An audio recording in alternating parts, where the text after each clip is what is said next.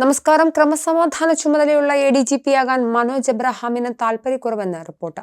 വിവാദങ്ങളുടെ പശ്ചാത്തലത്തിൽ ഈ പദവിയിലേക്ക് വരുന്നത് തലവേദനയാകുമെന്നാണ് മനോജ് എബ്രഹാമിന്റെ വിലയിരുത്തൽ.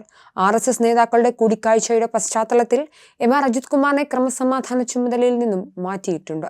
പോലീസിന് പുറത്ത് അജിത് കുമാറിന് സുരക്ഷിത താവളം ഒരുക്കണമെന്ന ആവശ്യവും ശക്തമാണ്. എന്നാൽ ബറ്റാലിയൻ ADGP ആയി അജിത് കുമാർ തുടരാനും സാധ്യതയുണ്ട്. ഇന്റലിജൻസ് മേധാവിയായ മനോജ് എബ്രഹാം, പോലീസ് സംസ്ഥാന ADGP ആയ ശ്രീജിത്ത്, ക്രൈംബ്രാഞ്ച് മേധാവി H വെങ്കടേഷ്, KPയുടെ ചുമതലയുള്ള P വിജയൻ എന്നിവരാണ് അജിത് കുമാറിന് പുറമെ കേരള പോലീസിലെ ADGP റാങ്കിലുള്ള IPSകാർ.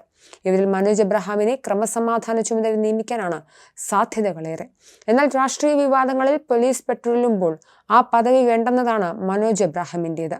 H വെങ്കടേഷിനും സാധ്യതയേറെയാണ്. സർക്കാരിന് കൂടുതൽ താല്പര്യം വെങ്കടേഷാണ്. നിലവിലെ ADGPമാരെല്ലാം സ്വന്തം നിലയിൽ തീരുമാനമെടുത്ത് പ്രവർത്തിക്കുന്നത് കൊണ്ട് തന്നെ രാഷ്ട്രീയ തീരുമാനങ്ങൾ ഇവർ അംഗീകരിക്കാറില്ല. അത് സർക്കാരിനെ പല വിധത്തിൽ ചിന്തിപ്പിക്കാറുണ്ട്. ഈ സാഹചര്യത്തിൽ ക്രമസമാധാന ചുമതലയുള്ള ADGP പദവി പോലും വേണ്ടെന്ന് വയ്ക്കുന്നതും ആലോചനയിലുണ്ട്. അങ്ങനെയെങ്കിൽ പോലീസിൽ സമ്പൂർണ്ണ അധികാര കേന്ദ്രമായി പോലീസ് മേധാവി മാറും. പോലീസിലെ ഭിന്നതയ്ക്ക് കാരണം പോലീസ് മേധാവിയാകാനുള്ള ഉന്നത IPSകാരുടെ നീക്കങ്ങളാണെന്ന വിലയിരുത്തലുമുണ്ട്.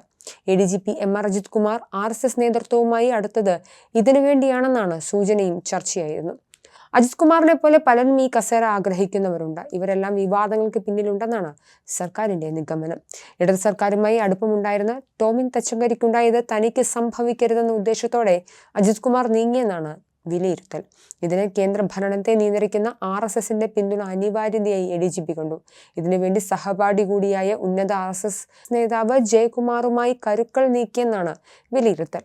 2025 ജൂലൈയിൽ നിലവിലെ പോലീസ് മേധാവി ഒഴിയുമ്പോൾ കേന്ദ്രം നൽകുന്ന 3 പേരുടെ പട്ടികയിൽ നിന്നും ഒഴിവാക്കപ്പെടാതിരിക്കാനുള്ള ശ്രമമാണിത്. അടുത്ത ജനുവരിയിൽ DGP സഞ്ജീവ് കുമാർ പട്ചോസി വിരമിക്കുമ്പോൾ ADGP മനോജ് എബ്രഹാമും, ഏപ്രിലിൽ DGP K Padmakumar വിരമിക്കുമ്പോൾ MR Ajith കുമാറും DGP കേഡറിലെത്തും.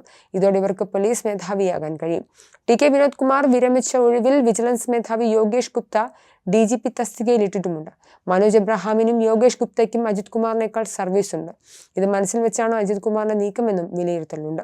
ഇവർക്ക് മുമ്പ് പോലീസ് മേധാവി ആയില്ലെങ്കിൽ അതിനുള്ള സാധ്യത കുറയും. അതിനാൽ അടുത്ത ടൈമിൽ പോലീസ് മേധാവിയാകുക എന്നതാണ് ലക്ഷ്യം. മുഖ്യമന്ത്രിയുടെ അതിവിശ്വസ്തനാണ് അജിത് കുമാർ. അതുകൊണ്ട് തന്നെ കേന്ദ്ര പട്ടികയിലെത്തിയാൽ കേരളത്തിൽ കാര്യം എളുപ്പമാണ്. 30 വർഷം പൂർത്തിയാക്കിയ പട്ടികയാണ് പോലീസ് മേധാവി നിയമനത്തിനായി കേന്ദ്രത്തിന് സമർപ്പിക്കുന്നത്.